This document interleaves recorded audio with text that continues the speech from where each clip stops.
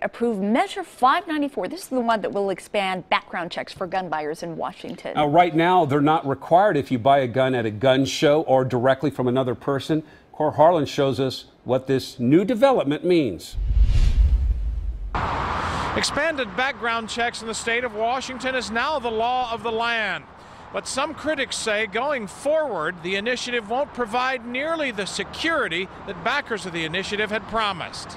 The cheers went up election night as voters in Washington state approved a measure to close what they say is a dangerous loophole in Washington's background check system for gun buyers. We're going to go after the people who are selling guns, no questions asked, for cash because they don't care about the law.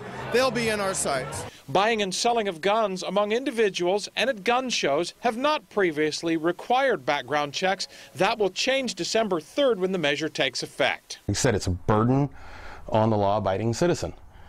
Crazy people will get firearms. Stephen Ryan is a gun collector who sells them and makes his own weapons in Vancouver.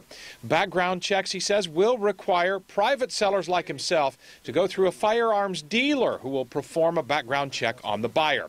But Ryan says background checks will not screen for other major causes of gun violence, things like mental illness, depression, and emotional stress. You know, just like they say, keep the government out of your bedroom.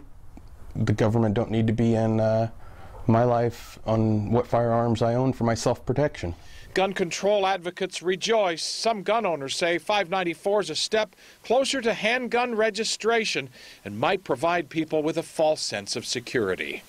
In Vancouver, Cor Harlan, KOIN 6 News.